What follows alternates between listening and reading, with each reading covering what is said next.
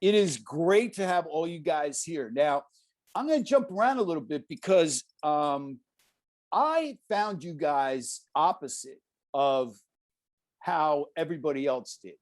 And I checked this in my research today. On August 20th, 2021, I got a message from a guy I know. I'm friends with his mom. We go to a lot of concerts together. We're big Aerosmith fans, Slash, Guns N' Roses. We go to a lot of shows together. And awesome. Her son is like in his 20s. And he said to me, you got to check out this band, Adam, and the Metal Hawks. And he sent me your Backwards video. So I said, let me check it out. So I check it. Now, normally I have a rule where I don't like to see the band before I play them. I think a lot of that has to do with the fact that I'm from the 70s and, you know, grew up on a lot of like Alice Cooper and Kiss and Bowie, and like looks were such a big thing. So I don't want to see the band. But in your case, obviously I had to see the band. And I said, play these guys, man. I said, these guys are having a blast in this video. And this is a rocking song that these guys are laying out. So I put it into my show, you know. Then it was only after the fact I start discovering all the social media stuff, okay? And so I kind of came at it from a rock perspective. So I want to go, like I said, I'm going to jump around a little bit. So Adam, you were on American Idol back in 2015. And you did quite well. You came in like 16th place. What got you there in the first place? And I want to hear this from the rest of you guys, but what got you into rock and roll? You did I Want to Rock. Were you raised on rock and roll? Tell me your musical upbringing. So, yeah, I mean, I kind of started as like a theater kid, doing shows in high school and middle school. Growing up, my mom would always have like the classic musicals playing. And that's kind of my first introduction into music. I always loved singing with my mom and stuff like that in the car ride or something. So when it came to rock, I wasn't really fully introduced. We were a big Disney family for our vacation. So my favorite ride was always Rock and Roller Coaster with Aerosmith blasting, Steven Tyler like in your ears. Right. And so I loved when I would hear music like that. And then when Guitar Hero and Rock Band came out, that was it. I fell in love with rock. And so when I was going to go on American Idol, I was like, I can't do Phantom of the Opera on American Idol. So, you know, I'm going to rock it out. And then I did. Very cool. Now, I know originally from there, you had gotten in a band, I heard somewhere in an interview you did, you were in a band with like a bunch of married dudes, and it was kind of like, Then the rest of you guys came along. You guys were already formed as the Metal Hawks. Is that correct? That is correct, yeah. And go ahead. We've been together as Metal Hawks for about 5 years before we even met Adam. Cool. So. And it was you three, and was anybody singing? Were one of you guys singing? What was going on there? No, it was us three, and I sang and played bass. I started out actually as just a singer, but we couldn't find a bass player. We tried out a couple guys, didn't work out. So at one point I just said, screw it, I'm just gonna play bass. I'm kind of glad I did in retrospect, because now here I am. Yeah. Now you guys are all young, and I love this. And how did you guys all get into rock and roll? Like me personally, I was pretty much indoctrinated into rock and roll basically from the minute I was born. Like when my mom was pregnant with me, she would play like Led Zeppelin up to her tummy and stuff like that. And in fact, when I was an infant, I think there's like home video, like I'm sleeping in like my little crib or whatever, and my dad is blasting Poison on the stereo. So it's pretty much literally been ingrained in me. But I think like Guitar Hero, like for Adam, even for me as well. In fact, I think my first Guitar Hero game was Guitar Hero Aerosmith. That was one thing that really made us want to like be in bands and stuff like that. But yeah, it's pretty much always been in my life personally. And what about the rest of you guys? I mean, I have a pretty similar story. My dad was a huge rock and roll fan. Just every day, just blasting Van Halen, Kiss, all the, the classics. And but he never played like an instrument. So same thing like with Ryan and Adam. I started playing Guitar Hero, and then I picked up a real guitar one day. Yeah, and for me, I would just say like music has always just been in my household. I mean, my dad used to be in a band, and when I was young, like 2 years old, my dad was just sitting there on the fireplace, just playing acoustic guitar and just not even knowing what drums were. I just got chopsticks and started beating on the pans and was just like, all right, here we go, you know? And I guess that's where it all started. Okay, so you guys were already a band. And as I said, Adam, you were playing with some guys that were like married, had kids, which is not a good place for a rock and roll band. So tell me how you guys all hooked up together. I think Adam can tell the story probably best. Go ahead. So I was working on a solo project with a couple of guys in Long Beach in the Long Island area, and we were working on a couple of songs in the studio, and like, oh, you know what, we're gonna need a band to back this up if we're gonna play them live. So one of the guys, his name is Rich, was like, hey, I know these young guys. They're called the Metal Hawks. They're super talented, super young, but you know, let's try it out. So we got together, did one song together, and was like, okay, yeah, this is a band right here. This isn't just like a backing band. This is like the band. So we got together. We wrote a couple of songs for that first album also, and just clicked and hit it off. And we've been writing and performing ever since. That is extremely lucky for you to find a band and band to find a singer that quickly for something to come together like it did. It's incredible, especially we've only been together for 2 years now. So yeah, I am aware, and you guys have gotten a lot of stuff done in 2 years. I know you formed in 2018. Is that correct? something like that. End of 18, early 19. Yeah, probably more like 2019. Okay, and then in 2019, and correct me if I'm wrong on anything, in 2019, you came out with a couple of singles, Turn Around and the Zeppelin song. In fact, Turn Around landed up on your debut album. Is that correct? Yep. Yeah. Okay. And then the debut album, the full-length album, came out in 2020. Now, when that album came out, what was the band doing then? Were you guys out playing a lot? What was the status of your live performing? Well, when the album came out, it was pretty much right after COVID, so it was in lockdown. We couldn't even tour to promote the album. Like we had plans to go to Europe and do some big festivals and all that stuff. So you had festivals booked and everything, and then COVID, like by March, everything was shut we down. had so much booked, and then pretty much right after my 21st birthday, we went into lockdown. Now, let me ask you, how you put out an album, you're a brand new band. How did you get all the festivals booked? Did you have your management at this time? Like, how did you get all these bookings? Yeah, that was through our agent at the time, Danny, who is our manager now. Mm-hmm. So he had booked all the stuff. Now, from what I understand, you had already been on social media, on YouTube and Facebook and Instagram. And then, and again, always correct me if I'm wrong, then somebody said, and this was at the beginning of the pandemic, they said, listen, you guys got to get on TikTok, man.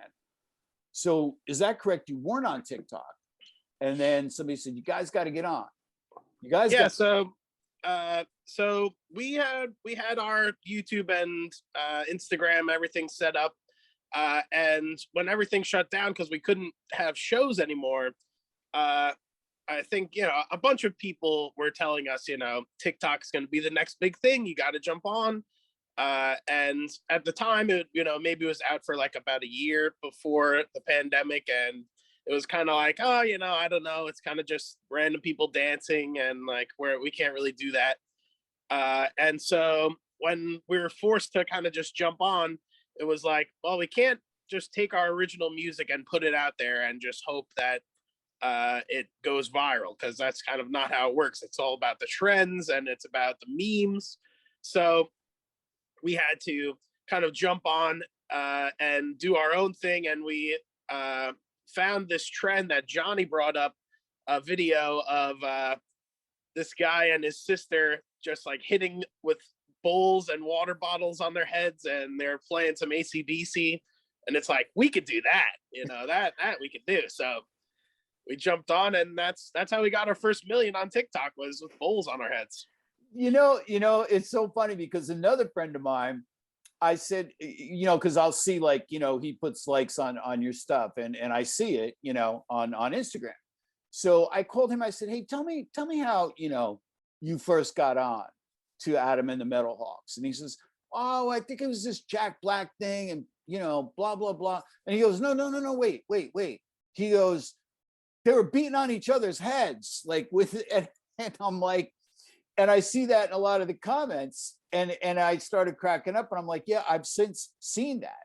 So again, for me, it's been a completely backwards thing. Like, I discovered you guys as a band, and then all the crazy TikTok stuff, which is hysterical. Yeah. I was watching a lot of it. I was watching some of your reels today, and it's how many followers do you guys have on TikTok? On TikTok, we have about 3 million. It's fucking incredible. It's incredible. We tried. Thank you. I'm looking at your Instagram right now. It's 871,000. Your YouTube extra channel, which is basically a lot of your TikTok stuff, right? Yeah, that's our second channel, where we just post most of our stuff from Reels and TikTok, right, and pretty much everywhere else from social media. 73,000 there. And then the main AMH channel, 97,000. So, and I didn't even look at Facebook and Twitter. So it's incredible. In fact, this Halloween video that you did a day ago has 23,000 views. It's only a day old, and I love how you guys can just jam. You're just drumming on anything that seems to be there.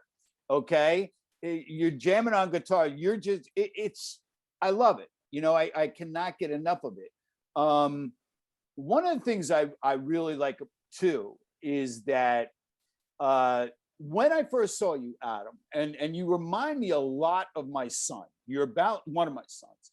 You're about the same age. You have about the same look. In fact, I sent you a little message today, and I said, remind you of anyone? I don't know if you got a chance to check it on your Instagram, but check it later on, because you literally, you got the same hair, you got the same beard, So, but what I like is you're not holding back. None of you are, but the singer really has to be that way. And like I said earlier, I don't like to see the band before I hear them. But I was watching, I said, this guy is doing the dance like nobody's watching, sing like nobody's hearing them. Like, you are just completely 100% out there giving of yourself. Like, you don't care. You're not holding back. Everything you see is everything you get. I love that, man. Yeah. Yeah. Elaborate on that. I try to, a lot of people compare me to Jack Black, and I think it's because we both have that kind of confidence. It's where, very similar to what you're saying, like, you just don't care about what other people think. Yeah. And you're just there to have fun and just make some funny videos, make some rockin' songs, and just have fun. And I think that's what the whole band is about, and that's kind of what my message is. My job to bring it to the audience is make sure that everybody's having fun. Well, it shows. Now, the plan originally before the pandemic was, like you said, to get out there, to tour, to be a working rock band, which is a bitch, man, being on the road. You guys are young enough to handle it, but it's a lot of fucking work, to get out there and do it. Oh yeah. The road it's hard. I mean, I've done roadie work, and I'm like, it's brutal. So when that went away and the TikTok thing exploded, bear with me and I'll get to the question. A lot of young acts that I see, whether I'm interviewing them or whether somebody else is interviewing them, they're like, well, you know, I'm going to concentrate on my TikTok stuff and my Instagram stuff. And yes, there is ways to monetize all that without even leaving the house. Okay. But I think a lot of those bands are missing that audience interaction because there's just no better high than when you're playing in front of a bunch of people. So the question is, now that you've exploded on social media, has that changed the direction that you want to go in? Do you want to go, hey, well, we can monetize and make some money here on social media? Or do you want to go, no, we want to get out there and play for people and be a traveling rock and roll band? I think we kind of want to do a mix of both. You know, obviously when I was like, ever since I was like 5 or 6 years old, personally, I've always had that dream of, you know, I want to be in a rock band. I want to go on the road and, you know, play my music for the world, you know. But now with social media, everything's pretty much exploded. Like people come up to us, especially Adam. Like somebody said, "Oh my God, you're the guy from Instagram. You're from TikTok and whatever else." And there is obviously ways to monetize that. Just from YouTube ad revenue alone, you get some money in. Merch sales, obviously. And we've done ads for companies. We just did an ad for Flex Seal, which was pretty huge. Did you really? Yeah, we did. They put out. I got to hear about this. Is this like for a TV ad? Because I look at that shit and I'm like, does this really work? Like, can I put this on a leak on my roof in the middle of a fucking storm? Is this gonna work? Yeah. Well, it wasn't a TV ad. Like what brands do on TikTok nowadays is that they'll reach out to influencers and creators that have a large following and just reach out to them to make an advertisement for them in the hopes that it'll bring more business to them through that platform. And like we said, we've done that with Flex Seal. I think we did it with a couple of other companies. So that's obviously one way to monetize it. But we definitely want to just keep playing shows. We already have since COVID. We've actually gotten back to playing shows since COVID's kind of slowed down. We did a show out in Virginia. We just came back from Texas a couple weeks ago. I saw that. Yeah. Yeah. It was like, and how that was did a they lot of end fun. up out there? How did that happen? I think the promoter just reached out to us and said, "Hey, you know, come down to my little Comic-Con." And we did a show out there and it was a blast. We got to meet a lot of people. That was a lot of fun. I would definitely go back. Back to monetizing. The good thing about that is that money can help you get on the road and do what you want to do and help with recording projects and all that. Because, you know, the problem with the business now is, you know, back in the day, a record company would sign you. They would give you an advance so you could focus on your album in the studio. You could tour, and as you built an audience and started making money, you could pay it back. Well, that formula doesn't exist anymore. So therefore, Hell no. It sucks, man. There's so many good bands that can't get out of their hometown because they don't have the money or they don't have anybody backing them. And, you know, I tell people all the time, like, this is what's killing it. So, you know, on one hand, there's a gajillion bands that you can now discover on Spotify and everywhere else. But again, these bands don't have the money. So that puts you guys in a really good position to be able to monetize, make some money, a lot of money in merch, and get you guys out there. But yeah, I mean, that's kind of the balance that we have right now because we are independent from a record label. We kind of have the social media is funding the band. So we're kind of self-sufficient in that respect where beautiful. This will pay for, you know, our next album. We're working in the studio for an album, hopefully next year, early next year. You know, we have all these tour dates and merch, and that all comes with expenses. And so instead of tacking on a huge loan to the band or going through a record label where they're going to give you an advance for that kind of thing, now we are kind of generating, it's almost like crowdfunding, if you want to think of it like that, because it really comes down to everybody that is enjoying our content, our community that we have to thank for any kind of monetization. You know, it's just because people are enjoying our content and we're able to do these brand deals and you know, YouTube videos and stuff like that, where we're able to kind of show our personality more and able to fund the music that we love. Yeah, and it's kind of like you say, with it's like a GoFundMe, but you're not sitting there going, please help us, please Right, help right. us for money. No. It's like you're giving them something for their money. So it's a beautiful thing. Yeah. And, you know, as far as a record company goes, look at Dirty Honey. Dirty Honey doesn't have a record company. Yeah. Exactly. Exactly. And they're huge. They're blowing up fucking all over the huge. place. I love them. I've interviewed them. I've seen them a few times. And, you know, lead singer Mark LaBella said to me, I don't see a point in having one.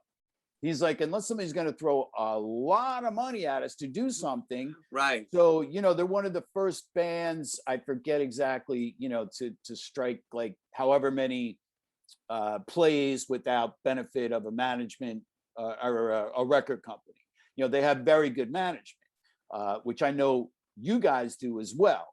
You have a good management company. Thank God. Shout out to Danny Stanton. Yes, You're the man. Danny is on the ball now, which leads me to ironically, Adam, when you did American Idol and you did I Want to Rock, you guys just had Dee Snider come in and do a video with you. How cool was that? Yeah, that was actually insane. pretty awesome. That kind of came full circle. I did I Want to Rock on the show. That was the first time anyone's done that or any Twisted Sister song on American Idol. So that was cool.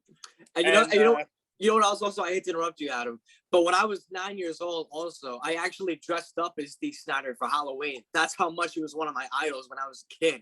And of course, all my friends thought I was Miley Cyrus. So I'm like, fuck you, I'm Dee fucking Snider.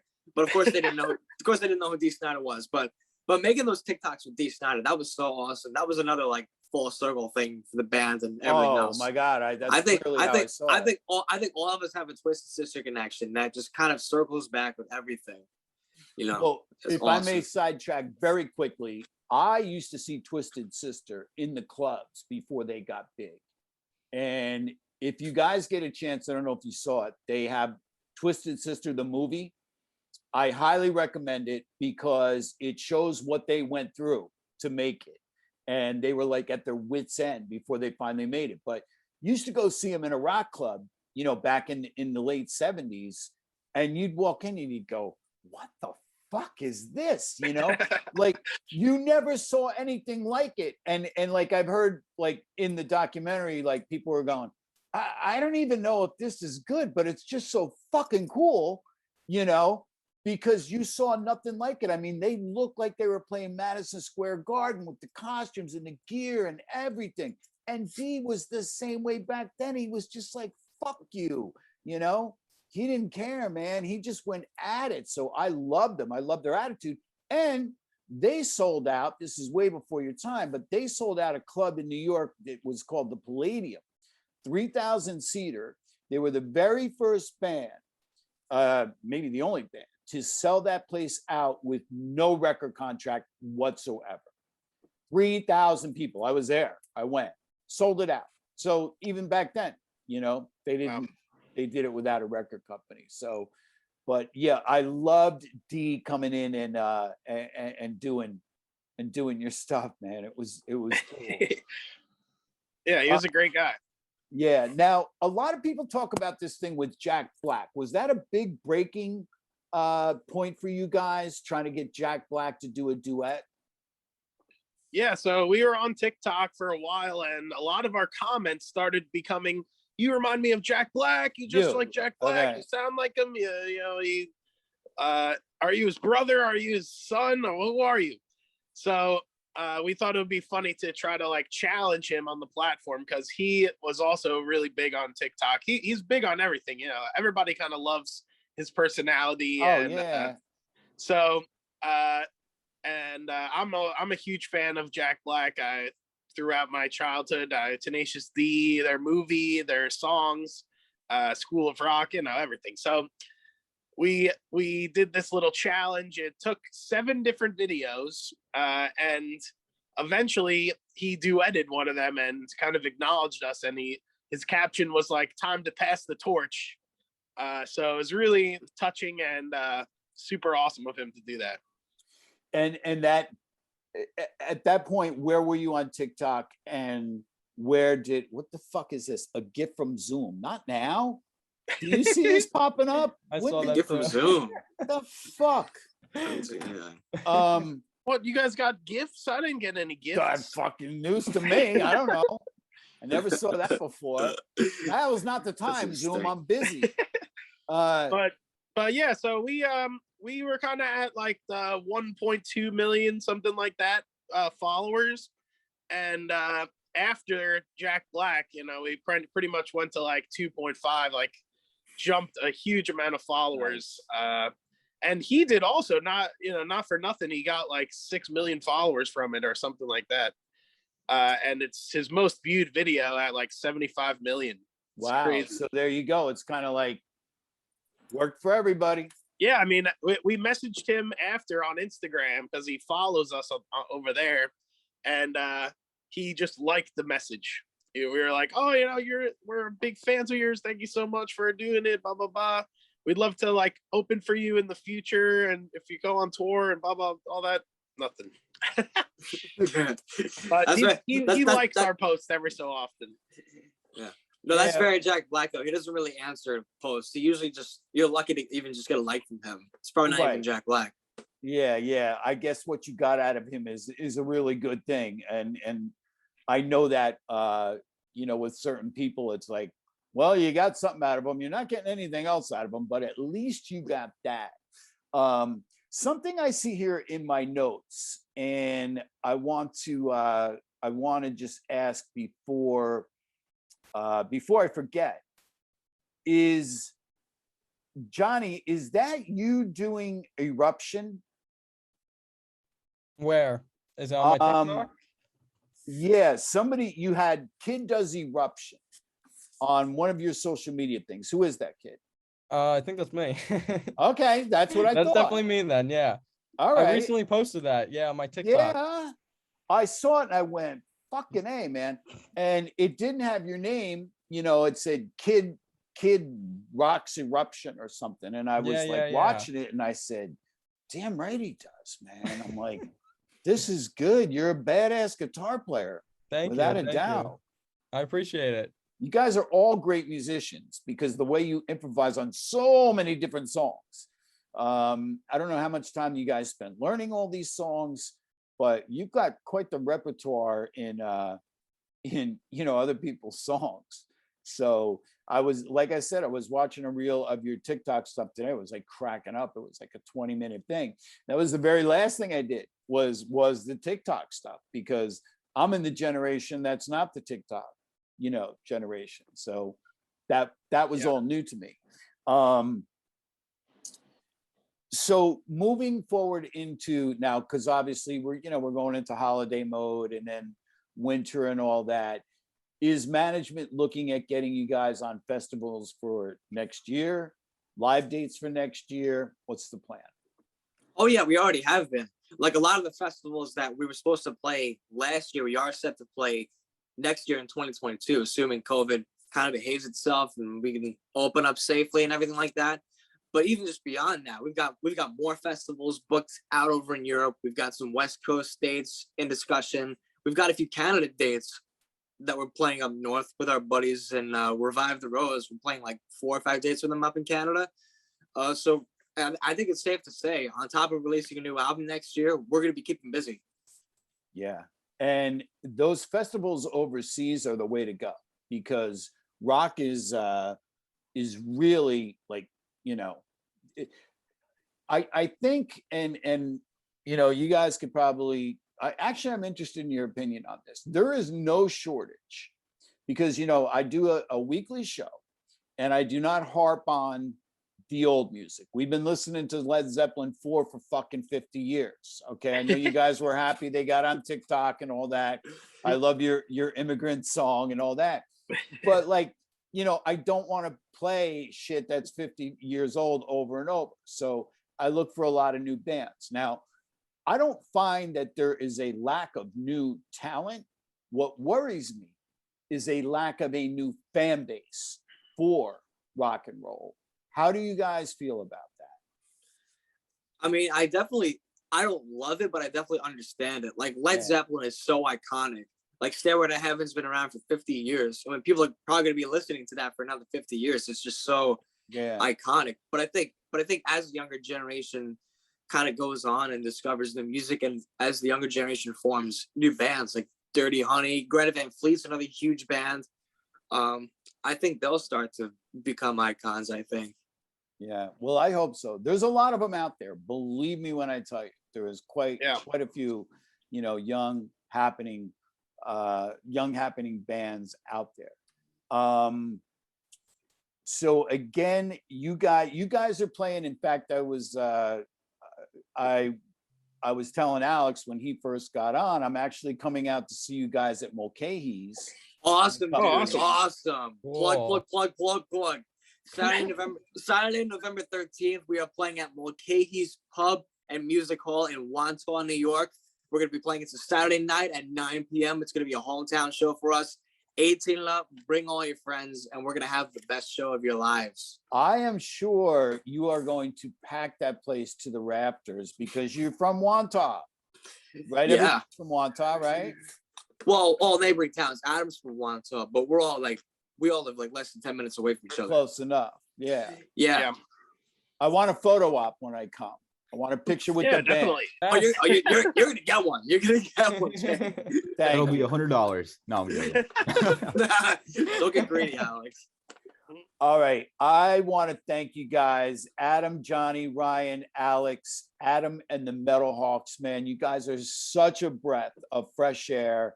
I love that you rock. I love that you got a sense of humor. You've got more elements going than any other band I know right now. And Thank you you. know, you're welcome. And you know, the more I got into it, because I've also been playing bad guy, and have been getting into the you know, the first full length album. So you're pretty much in rotation. And I said, you know what? I want to talk to this band. I definitely want to talk to this band. So I reached out to your management, and just to be sure, Adam, I dropped you a line, and thank you for getting back to me. That was very nice of you. You all seem like fine young men that come from fine young families that Yep. We're very lucky. yeah. Well, you know what too, man, is I notice like guys your age come from guys my age as parents. So Right. you grew up on rock and roll. You have respect for people. I mean, when I was your ages, we were just like, yeah, dude, what's up, man? You know, like we were fucking, you know, sex, drugs, rock and roll wise asses, you know? Yeah. And I, all the younger bands I talk to, I see, you know, these kids are all well raised and they're well mannered and they're very cool. So I guess all that I guess that pot smoking paid off for those parents. yeah. Yeah, we knew what not to do. It was like, look, I have kids your age and older, okay? And I said, I don't want my kids doing that, you know. So, yeah, I guess you're right. I think that about covers everything. Again, I cannot thank the entire band for showing up. You exceeded my expectations. I will continue to rock you guys. I will continue. And Adam, when you get a chance, check your Instagram DM, because I dropped you a picture of my kid, because I'm telling. And it's interesting, very quickly, that your background is exactly like my kids. The theater, the Disney, all that. Out of my four, one is very serious, the one that looks like you, and he's got an agent, he's got management. Pandemic kind of sidelined his career like everybody else. But you know, he was working, he was doing quite well, and he's actually starting to things are starting to pick up again now. So well, that's great. Yeah, I'll definitely check it out. Definitely yeah, it was, I think he was playing Jesus in some play or another, but again, and I think that's kind of why I took to you, because I go, he must be my kid. Right. You got the same hair, you got the same beard, everything. So again, thank each and every one of you for doing this. Keep it going, guys. Don't get too high. Don't fight. Don't make the mistakes. I always preach this to younger kids. No promises. You want to get that longevity in there, man. You're all great musicians. Absolutely. And I wish you nothing but the best. and I will see you in Long Island in a couple of weeks. Yeah, Yes. can't wait. All right. Yeah, Jay. Jay. Thank you for having us, and we'll see you in Mulcahy's. My pleasure. Before you guys go, and I know you guys can handle this, I want you guys to do a promo for me. So, hey, we're Adam and the Metalhawks. You can do it all together, and you're listening to Rock Hard with Jay Conroy. That's gonna be tricky, like trying to do it all in sync over Zoom. It'd be one thing if we're all together, but maybe we'll just have Adam Let's do it. give it a or we'll shot. all- Yeah, Let's Adam, see you how can it just do it. sounds. I'll count you in 3, 2, 1. And we're Adam and the Metalhawks. You're listening to Rock Hard with Jay Conroy. In All right. 3, Okay. 2, 1. We're We're Adam the Adam the Metalhawks, Metalhawks, and you're listening to Rock to Hard Hard Rock with with Jay Jay Conroy. Conroy. No, you're right. That How didn't was work that? at all. That's what I'm saying, dude. And the first Honestly, word. that makes a pretty good promo right there, though. I know. All right. You know Adam, what? you I can think just- I'm gonna leave that and go. You know what? They told me they want to leave the whole thing in. I'm cool I with it. warned I'm you. cool with it. Keep it. All All let's right, do it Adam. again. Yeah. All fucked up. First It's aid So unique. measures. let's do it again. So I have another one to pick from, because you're right. This is like so perfect. Adam and the Yeah. Metal Hawk. So all right, guys. You want to let's just do it, Adam? Yeah, you want to go for it, Adam? Just do a normal Yeah, one. then we can do. I can have a All right. couple of Yeah, variations. yeah. So, go ahead, Adam. This is You Adam forget from what Adam to- and the Metalhawks, and you're listening to Rock Hard with Jay Conroy. One more time, because I cut you off. No problem. Hey, this is Adam from Adam and the Metalhawks, and you're listening to Rock Hard with Jay Conroy. Thank you so much, guys. I will see you in a couple of weeks, and I want that photo up. I'm going to be banging on the backstage door going, I just Yes. want a photo with these guys. You're getting it. You're getting Definitely, it. Sounds man. good. I'll be like, do I know you? That's what I tell all the young bands I talk to. I'm like, just don't fucking forget me in 5, 10 years from now when you get big, all right? I never ask for anything. I pay for my own fucking tickets. All I want is to come back and say fucking hi. All right? Well, that we can definitely do for you, Jay. All right, guys. Thank you so much, man. It was an absolute pleasure. I will see you soon.